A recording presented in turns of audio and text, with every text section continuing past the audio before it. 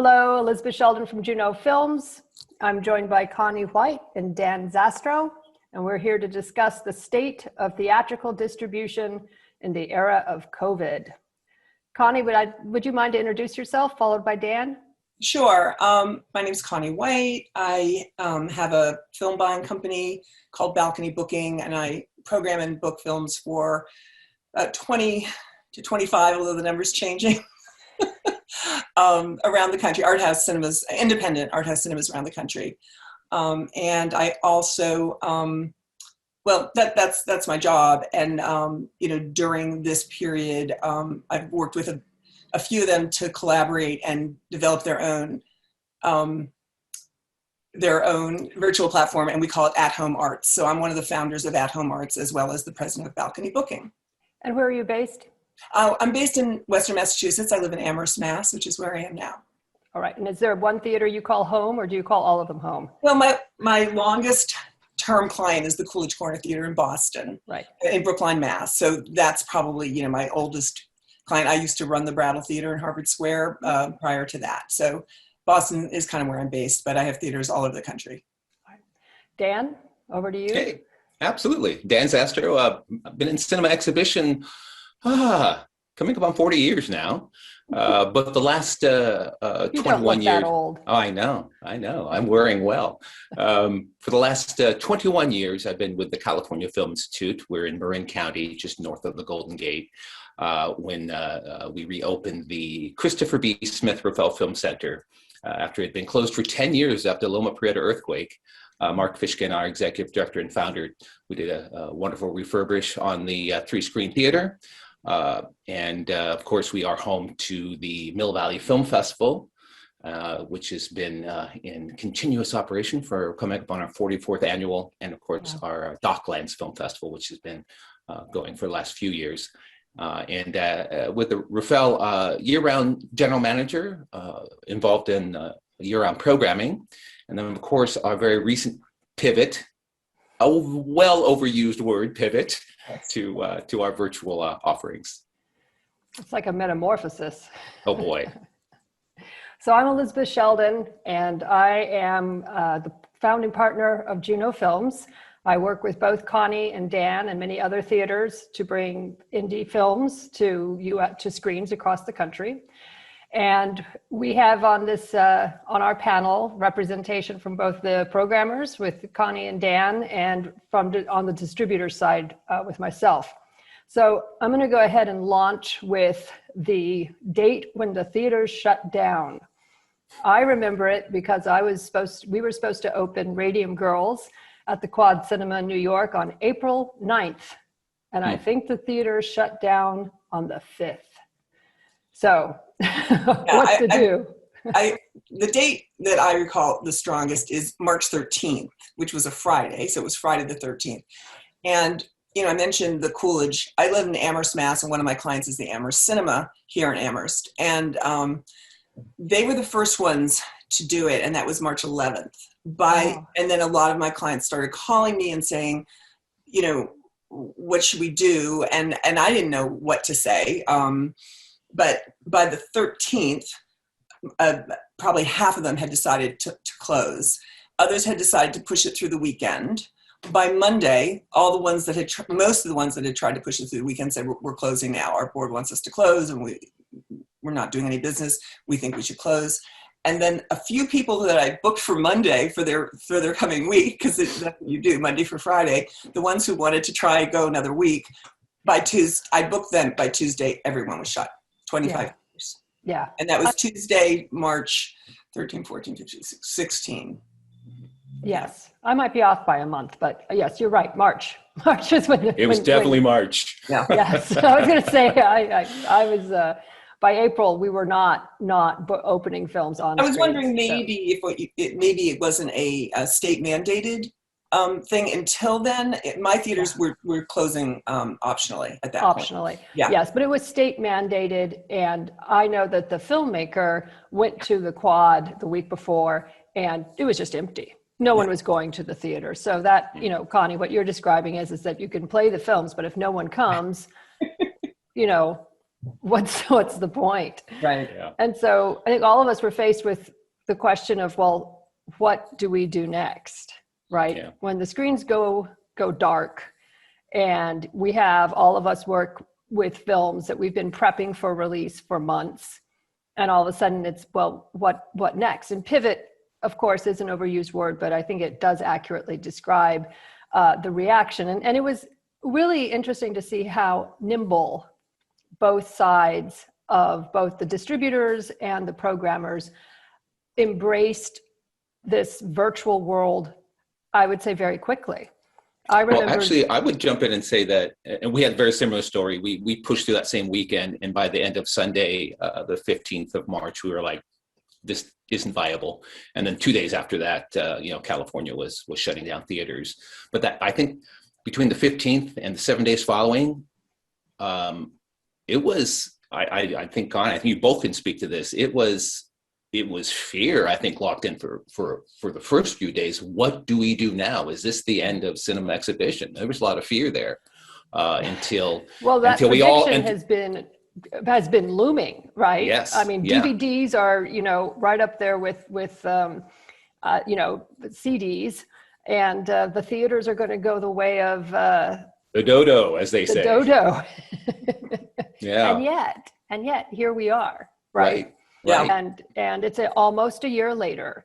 Yeah. And like all, I think for us as a company, we had opened What You Said, The Art of Pauline Kael, Christmas at Film Forum, played for 3-4 weeks there, had a nice run. And we had some theaters who still wanted to show it. But we as a company were able to switch on to a virtual platform, to a streaming platform that is proprietary. And so we went out at a very early stage saying to all the theaters, we'll give you a link, you sell the tickets, and then we'll split 50-50 with you. Let me throw in there what that felt like when you did that, when Kino came in and did that, that fear we were feeling for the first 5-7 days. It was such a relief to have something to work on, something to concentrate on, Yes. To have something to offer. That was a lifeline emotionally for me. I know that. Well, I think you said that you said to the theaters, here's a link, you sell the tickets. So your platform allowed the theaters to sell the tickets and collect the money? No, it was the other way around. It was the other way around. So for the first time as the distributor, we were collecting the tickets and having to do the bookkeeping, but that's a whole different story. Oh my God, we could talk along on that. We can talk about that. Because it flipped everything. It flipped everything. I really super appreciated, Kino and Oscilloscope and yourself and everybody who came. Basically, people had just opened films in New York. The booksellers, for instance, with Greenwich. I mean, these films had just opened, were doing well. We'd been playing trailers already in our theaters. We'd been marketing them already. And suddenly we were shut down. So those films, actually the ones quite at the beginning, kind of did well because it was winter and the films had been promoted and advertised. There were articles in the New York press and the films were known. And so it's interesting to look at the arc of the sales since then. And also what's interesting about that is how I was saying at the beginning, particularly. It's also interesting how our guests were responding initially to that. People were really embracing the virtual really quickly because they didn't want to lose contact with us either. So initially it was quite successful until everything became virtually available, right? And there was just, the lines started getting quite blurred, but we can get into that. That part of this, so initially there was a spike because I know we saw with Pauline Kael that it was like the film had a second wind. Yeah. So we had done like 30, 40 markets and there were 20 or 30 more that either brought it back or would play it virtually. And the returns were strong. People were watching the film. We were certainly, encouraged by those results. But again, we'd had a full press campaign. People knew of the film. It had played the festivals. And as we moved, and I'd be curious, this is an observation as sort of, me in my citadel, so to speak, but it seemed like a lot of films were being offered that didn't have all the marketing and all the laurels and the press behind them. And my impression was that it was sort of like, what's in the back catalog? right? What if we picked up and let's just push it out there, right? Let's get it out there. Yeah. Yeah, And I think the viewership was impacted. I think people it said brought back the curatorial role that Dan and I play, which is because at first there's only so many things available virtually, and like these were ones that just needed to continue their runs. But exactly, once and they're wonderful films. I mean, don't get me wrong, there's so many great films that are being offered, but they have limited audiences unless you already have that kind of esoteric audience. So suddenly there was, I have to corral a lot of theaters that just want to play everything. And I'm like, you really need to be selective, and you really need to kind of market this and spread them out. And, you see it really, when you see how many tickets have sold. I mean, certain theaters, they sell 1, they sell 4 tickets. And as a distributor, when you put in all the work and you're processing, doing the customer service,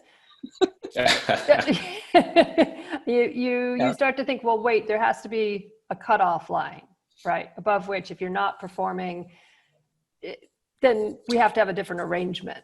Yeah. There's room for experimentation, certainly. Absolutely. Yes. I know. I think, Connie, you can say this too, that we've been a bit more experimental in some of the content we've offered, but we get pulled back short pretty quickly by the response, don't we? Our customers are our customers. Yeah. I mean, it's been, and when you said, it's been great to stay in touch with our audiences, not just the film gave us something to reach out to them with, but all the, the ways to kind of fundraise and get donations and let people know where we're standing with, with our situations. And also lots of Q&As, lots of introductions, lots of panels. We've been able to figure out how to put those in, and those have been great. I mean, so it's really been an audience engagement tool as well as a revenue. More than anything, an engagement tool, huh? And we've learned as we've gone along what works and what doesn't work, and how best to use virtual to its best use, right? It's not an in-person experience, right? And so you can't pretend like it is. And that was an initial thought. We're just going to take that in-theater experience and put it online. It doesn't really translate, right? And so honestly, I think Connie can speak to this too, is that initially everyone wanted to do these live Q&As and have audience participation. We discovered very quickly, first of all, there's too many technical issues that can come up when you try and do that all the time. And people want to consume virtual as they have been consuming it on their own calendar. They don't want to come to appointment cinema necessarily. So like for the Millville Film Festival, we took totally virtual in this last October. I think we had something like over 200 recorded Q&As. Wow. And those were behind the paywall with the content. We just finished our, for your consideration, celebration of world cinema. We had 31 of the 90 plus titles that were submitted for international feature. Of the 31, we had 28 recorded Q&As with those. The recorded. Yeah, I was just going to say that bringing in that element of the recorded Q&As and the filmmakers, we did that with Radium Girls. So when we were initially slated to release the film in the spring, we pushed it out till October in order to give, not just to jump in and just sort of throw spaghetti at the wall.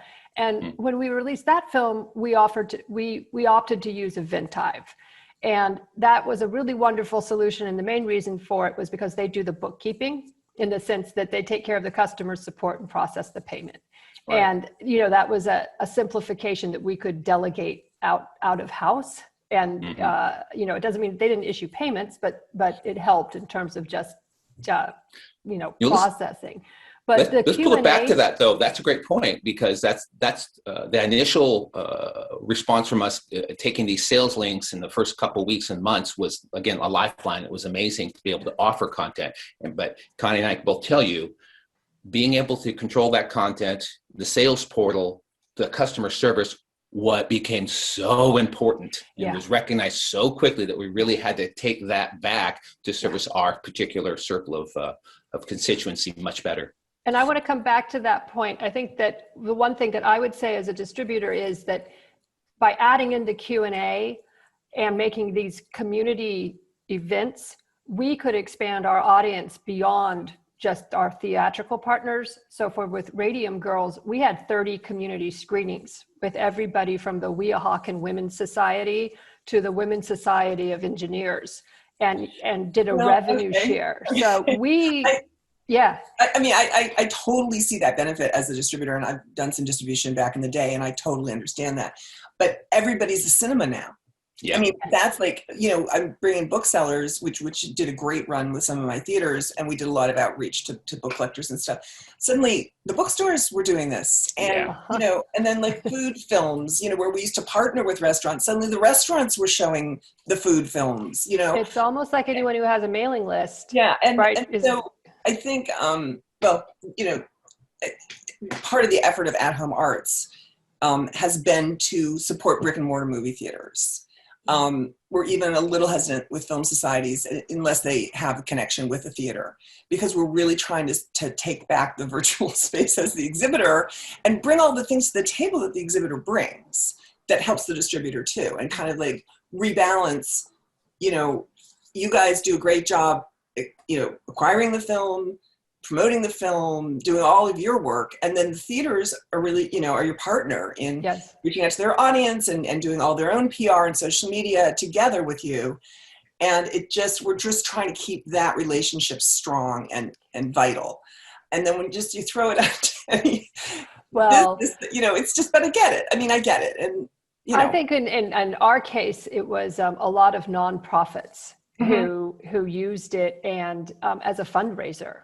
So the financial model was slightly different, but I don't think that the audience who've connected with the film through these organizations, I don't think they necessarily are connected to theaters. So I think in some ways you're expanding the number of people that you reach, and hopefully not taking away, but it is an interesting question.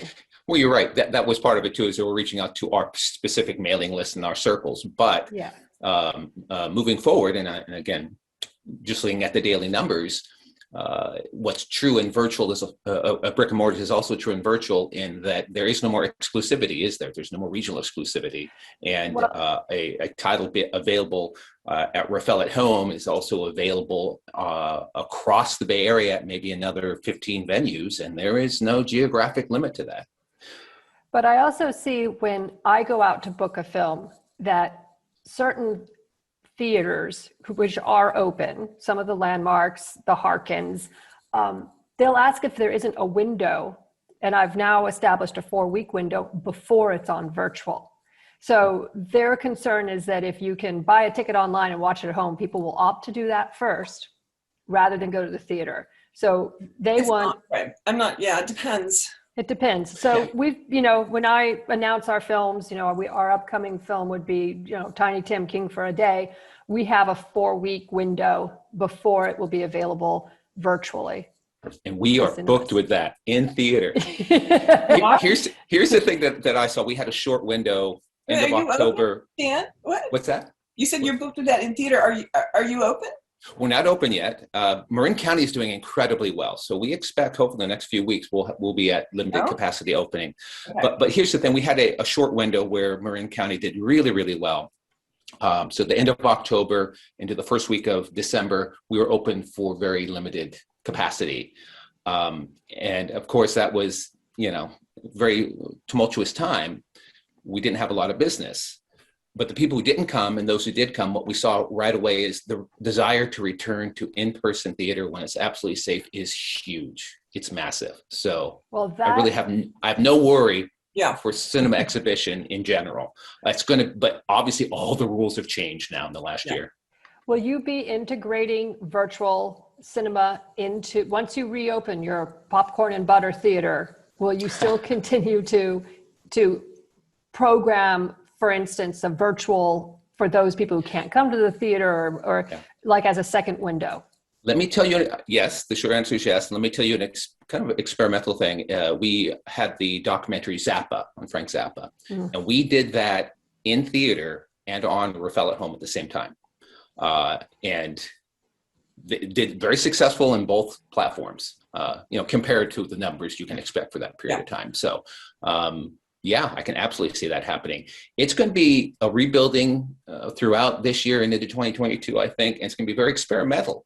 I'm not sure what's going to work yet. How are people going to consume content anymore? I don't know. I know they want to come back to theaters, but how does that virtual mix in there? We'll see. I mean, one of the things that came with virtual, suddenly you had unlimited screens. You know, I mean, what do you have, 3 screens at the Rafael, Dan? Three auditoriums, yeah. So I've got theaters with 2 screens, with 3 screens, single screens, and suddenly you can play 10 films. I mean, you know, so I think that one of the things I've talked to some of my clients about is that once we get theater, you know, back in theater, using that virtual screen as a holdover screen, like some films that, because you physically are now confined to going back to having 2 or 3 screens. And if something's doing well, in the old days, we had to kick it out to make room for a film that we made a commitment to. And suddenly there was a film that had legs. I think we can, you know, extend that virtually. You know, that's one easy kind of way to see it. Also, something interesting too that what we found with virtual as well is the idea of, you know, on Monday you're looking at the weekend grosses on a title in theater, and you know the old axiom, low grosser goes out, new film opens on Friday. Certain content, this certainly is the kind of content that we know our guests like. If we let it just kind of cook along on the virtual website, I've had content sit there for months and will just jump up in numbers and fall back down. I'm sure this is something Netflix must see, right? Yeah. I had one title, Coded Bias, that had up since November. For some reason, it did a big jump a few weeks ago. When we put our email out, we always list the top 5 films that people are viewing on Rafael at Home. I placed that up as one of the top 5. It jumped up for some reason, and then it just blew up because people saw that as one of our top demand films. I finally had to let it go because the filmmaker said, no, it's time to pull it off. It's moving on its next stage of its lifespan. So it's, that, which is completely, as you know, outside how in-person cinema works. You start big and goes down. Because we've seen where once a film, like when Radium Girls opened, we just left the links up and live until it went even past its TVOD date, almost the beginning of the Netflix license. We ran it that long. We had it that long. Yeah. Why not? Yeah. Right? Yeah.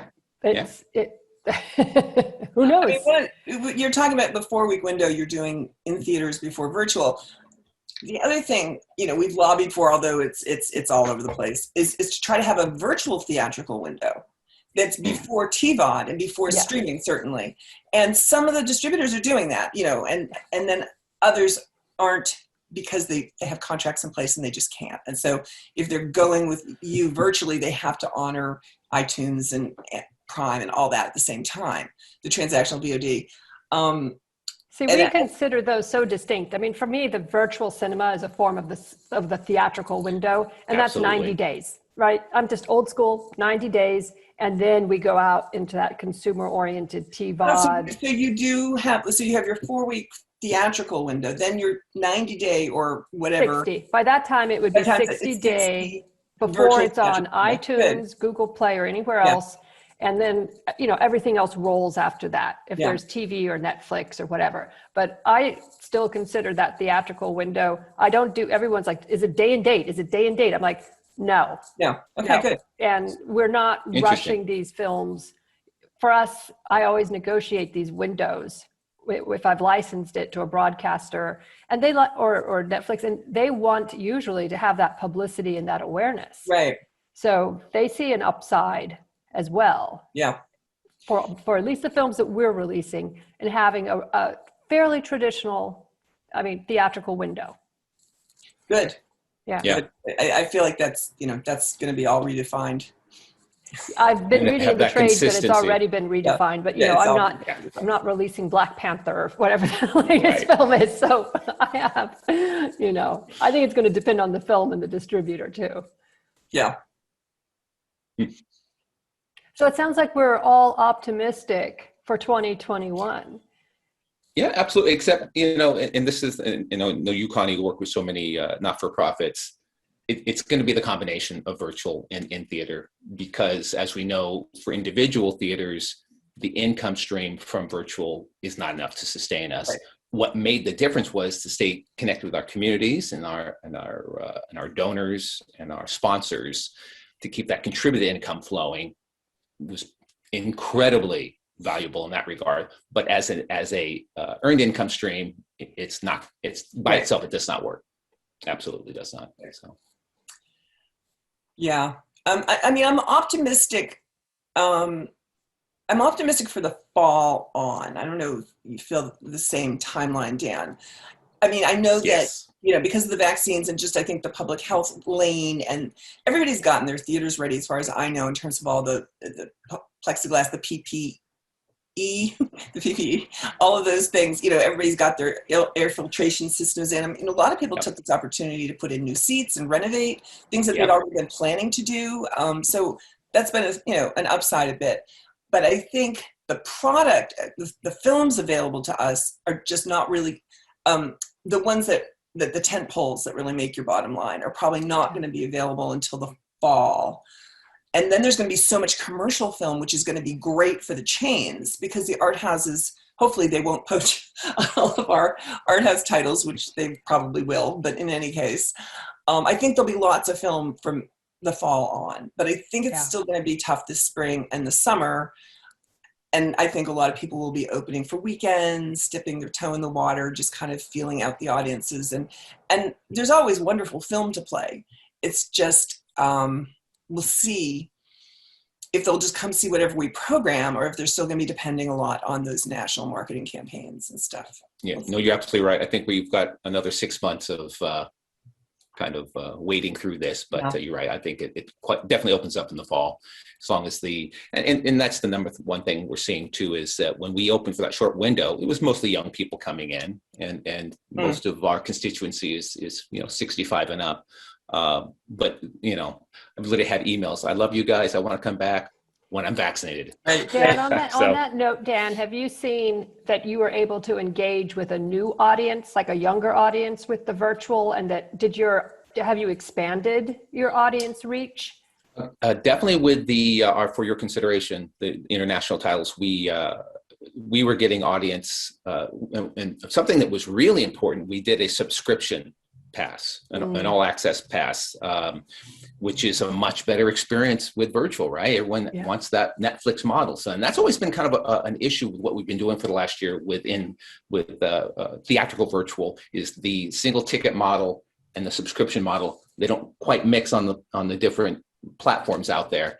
But we were able to create an all access pass and had amazing engagement, and had people viewing from across the US for our content. That would be interesting if these platforms, if you guys could start essentially a subscription service, right? Where that's the next stage, I think, to make this work. Every week, right? There's a new slate of films. They're up for a month. I don't know how long you can get them. And takes negotiation, though. It's a tough one. How would you deal with your content being available as a subscription instead of a one-off stream? Well, if it's still, it gets into the business, the real, nickels and dimes of the business. And yes, I'm not sure I'm ready to go there. Right. Elizabeth, when you are setting up your upcoming slate for distribution, how are you spacing it? How are you seeing 2020? So for us, we pushed Tiny Tim back and back and back. When people were asking us for it, and they were saying, can we have it virtually? And I was like, well, these numbers virtually, they're not bad, but we think that if the theaters were to reopen, people would go see Tiny Tim. And if we can do both the popcorn and butter and the virtual, so we pushed it out until the end of April. That was our solution. And we have Tove coming in June for Pride Month. Mm-hmm. And these are films that are, Tove is a $3.6 million European production about the author of The Moonins. There's millions of people who know of this author, and it's a beautiful film. But you're right. I'm looking to September, frankly, for my Sundance, The Most Beautiful Boy in the World, to open it then, because I figured that's when I'll have the critical attention, the publicist, and people will go to the theater and see it. Yeah. So we're all kind of treading water a little bit until September, but then I think come September, it's going to be, you guys are going to have your pick, right?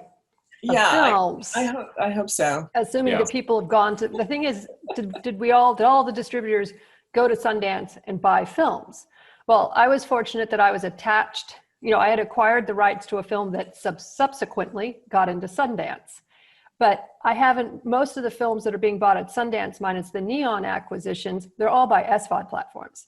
And so I'm Yeah. not sure how many of us, indie distributors are out there, because we're not paying $50 million or $25 million for a film, Yeah. right? We're not paying No $10 million kidding. for a film. And so you have essentially a two-tier ecosystem that's always existed, right? You've got the big buyers, the big deals, and then you've got everything else. And how, what's there and what's being bought, it's the usual game. Yeah, I think on the exhibition side, and I know Dan has some multiplexes near him, where we have to kind of, battle out who gets what film when we get to the specialty titles, when we get to award seasons. And it's just so interesting how, this year everybody started playing Netflix titles. I mean, the multiplexes, the chains, they just dropped all their rules. And suddenly they were booking these South Korean films that were making these international numbers that they would never play. Well, they were a little bit desperate too for content, so I can understand. Of course. Yeah. Oh, absolutely. And I'm wondering if things will go back to people kind of getting in the right place. The Marvel films are at the mall. I think they will. I don't think that the Cinemark chain wants to be showing that South many Korean films. Yeah.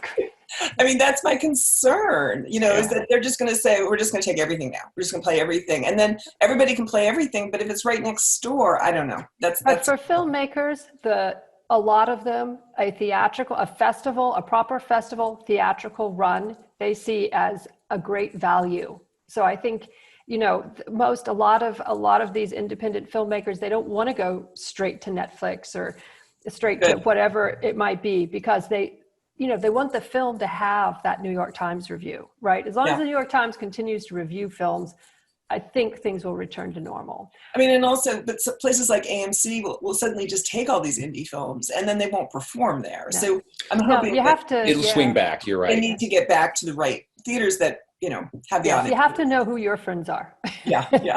And on that note, I think we're about to expire. Okay. So I want to thank both of you. It has been a pleasure having this conversation. And I hope that all of the viewers at South by Southwest have had some insight into the world of theatrical distribution in a virtual age.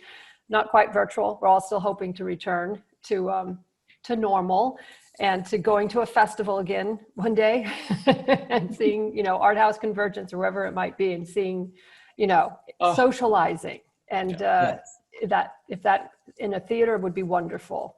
So sitting in the dark with strangers once again, right? Yes. All right. See you later. Okay. Thank you very much. Bye, guys. You're welcome. Bye. Thanks. Talk soon.